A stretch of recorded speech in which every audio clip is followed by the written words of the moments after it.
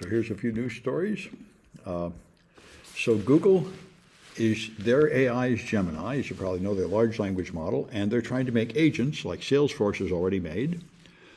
So they're making agents that will help you in video games, and I don't suppose that helping people in video games is by any means the goal. It's just a way to test programming agents that can read what's on the screen and decide what to do. So that sounds useful. All right. And this is pretty amazing. When casinos deal out cards, they have it in this case called a shoe, and they take the cards out and lay them flat on the ground and slide them across, but they're curved just a little bit up when they put them there. And what people have done is they take cell phones and hats and other objects, and they hide tiny little cameras right down the felt next to it, and they're able to catch like a glimpse of the cards. They're able to see what the cards are as they go by. And then they have that's sent by radio signal to an agent nearby that sends a signal back. And so they're catching cheaters. Now, these cheaters are incredibly greedy and stupid, though, because the way they're catching them is the cheaters will just win every hand and never make any mistake. And that is extremely suspicious. It proves you're a cheater. If you were smarter, you would deliberately lose almost as much as normal and just win to a lesser extent, and then you'd probably get away with it. But these guys make it incredibly obvious, so they keep getting caught. Anyway, they managed to steal an awful lot of money, but it's pretty foolish. So the U.S. Congress, a Republican-led committee, has concluded that COVID-19 emerged in a Sermon laboratory, and I haven't read the original report. This article claims something that is very easy to believe. What I've heard, I don't know anything about biology or medicine. What I've heard from people is that most experts think it probably didn't come from a laboratory, but it came from the wet market, but nobody knows for sure. And these guys, as they point out, it's just complete propaganda. What they did was they claimed that masks do no good, even though there's a bunch of studies that shows that masks do good.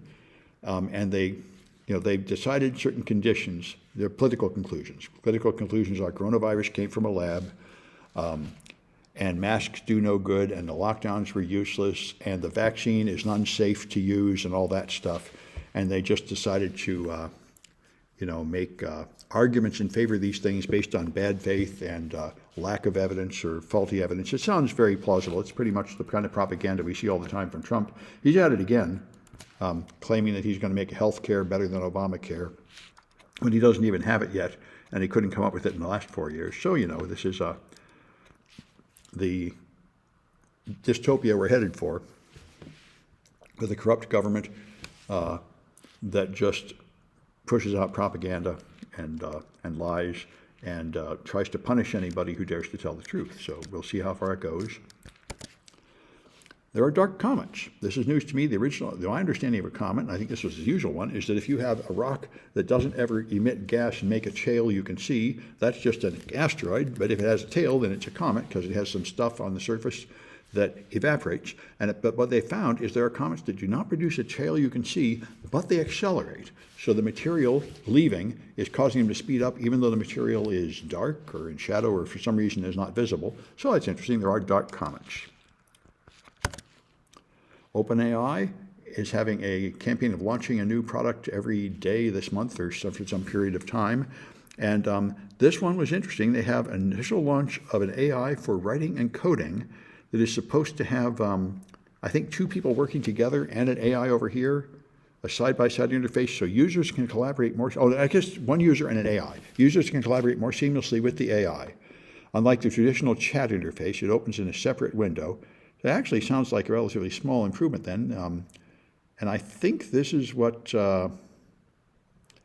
Copilot, GitHub Copilot already does. It doesn't write the code right where you're writing code. It offers you code on the side. That's more helpful. The one I use is just the one built into Google Colab, and it fills in the code right while you're typing, which can be irritating. I think it would be better if it popped that in a window to the side and you could decide whether or not to accept it over there.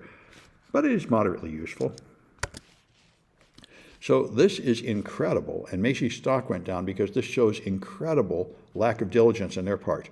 A rogue employee submitted false expense reports and managed to embezzle $151 million in expenses, and that exceeds their entire profit. So, I mean, if you have an employee committing fraud so much that is responsible for draining some large portion of your entire corporate profit, that is outrageous that you don't realize there's a problem and track it down. I mean, I guess it's good they finally figured it out, but it certainly suggests that they are extremely incompetent to let this go on to such a degree for so long.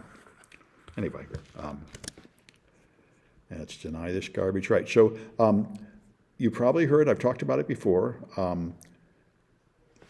the Trump administration and their campaign said they want to put a significant portion of the U.S. Treasury in Bitcoin to diversify it, so it's not just all in gold. And one obvious side of that is it's clearly a way for the people invested in crypto to just make more money as the American Treasury floods in, pumping up the price. But also, I think it probably makes sense to some extent. It would be diversifying our reserve, so we're not just tied to the price of gold. And Microsoft had a proposal to do the same thing, to invest Microsoft's money in gold, in Bitcoin. And they did reject this proposal, but it was offered. And I think there are going to be more people doing this because Bitcoin's up again, and it goes up and up and up. It dips for a year, and then it goes up for a year. The pattern, you can see it, and it's over 100,000 again, or it was there at least within the last week. It was over 100,000. So people like Michael Saylor at a company took a company and just been investing in Bitcoin for years, and he's sitting pretty. And they're saying Bitcoin's probably going to keep going up, so not investing in Bitcoin is probably an unwise move. That appears to be pretty justifiable at this point.